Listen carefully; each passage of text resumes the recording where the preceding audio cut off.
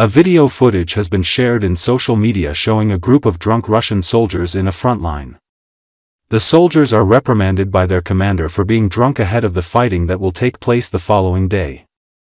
To the commander's question why they signed up for the army, all 5 soldiers said they were drunk while signing the conscription contract. One soldier said he joined the army in order to quit drinking alcohol. The commander reminded the soldier that the army was not a rehabilitation center or a kindergarten and then nobody would babysit soldiers. The commander said the 5 soldiers were not even fit to be sent to a training ground. Alcoholism is a major problem in the Russian army. It should be noted that over 1 million Russian soldiers have been killed in Moscow's war of invasion in Ukraine since February 2002, according to information provided by the General Staff of Ukrainian Armed Forces. Вот это вот нахуй. Даже на полигон, блядь, брать не хотят. Уссанки ебаные. Каску подними свою, я тебя последний раз прошу, нахуй. Подними и стой, нахуй, с этой каской. Сейчас, не дай бог, ты упадешь, пидорас. Я тебя обоссу, отвечаю.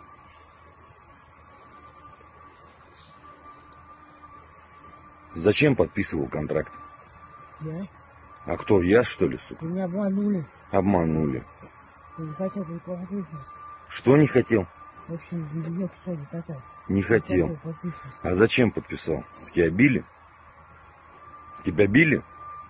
Я поддатый был. Ты поддатый был. Герой, да, был? Они говорят, я чуть-чуть канун, а вот чуть-чуть канун. Дочеркался. Ты зачем подписывал контракт? Пьяный был. Пьяный был. Ты зачем подписывал контракт? А зачем подписывал? Бросил пить. А, думал, бросишь пить? Бросил пить? А хули ты себя ведешь так? Как черт. А?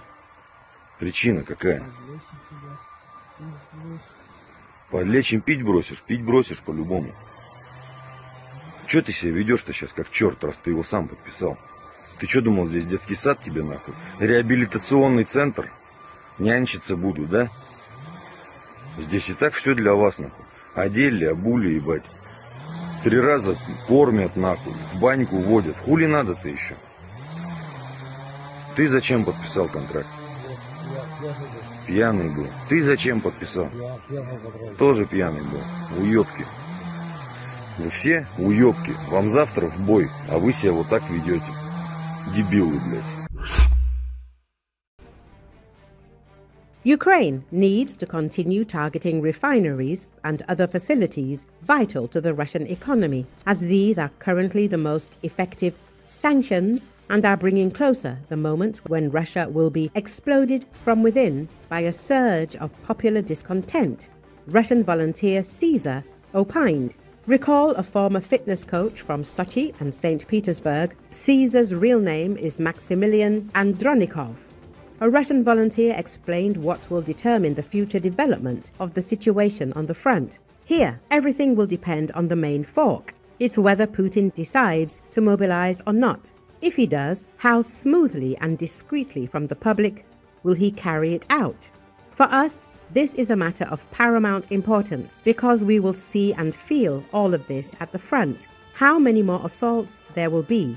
How much more actively the enemy will press on all fronts. Because their tactics are simple. Press everywhere and maximize their efforts where they succeed. We need to build up our capabilities, targeting those same refineries, military production and infrastructure, because right now, Ukraine is imposing the best sanctions on its adversaries with its long-range weapons. If things continue like this, gasoline riots are just around the corner. When everything comes to a standstill and without fuel, logistics in the modern world are simply impossible, Caesar suggested. Earlier, Caesar explained how long Putin's hysteria would last and how it would end. Caesar identified the moment when it will be difficult for Putin to explain why Donbass hasn't been occupied yet. When 70% of their oil industry burns out, when military-industrial complex factories start exploding more frequently, then, I think, he won't even need to explain. He'll say that hard times have arrived and we need to accept what will happen. A Russian volunteer explained what the Kremlin leader still hopes for For now, he's hoping to break Ukraine's civilian population with terrorist attacks. You see how they've been viciously and deliberately targeting civilians all summer and all fall. This is nothing short of hysteria.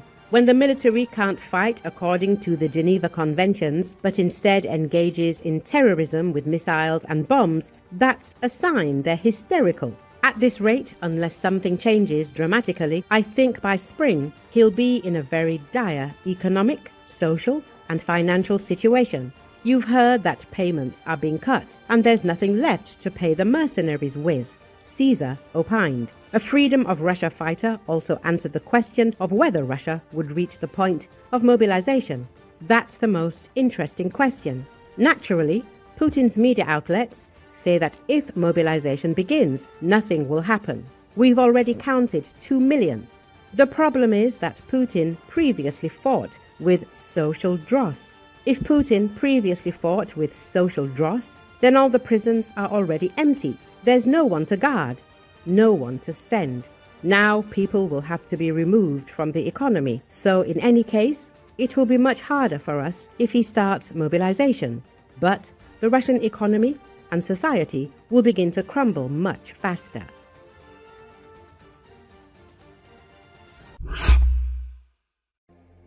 Ukrainian President Volodymyr Zelensky struck a defiant note on Saturday as the country commemorated the Great Famine that Soviet leader Joseph Stalin imposed on Ukraine in the early 1930s, which led to millions of deaths. We all know how and why millions of our people died, starved to death, and millions were never born. And we are once again defending ourselves against Russia, which has not changed and is once again bringing death, according to Associated Press. Zelensky said in a post on Telegram marking Holodomor Memorial Day.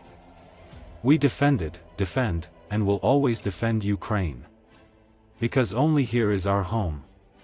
And in our home, Russia will definitely not be the master, Zelensky added.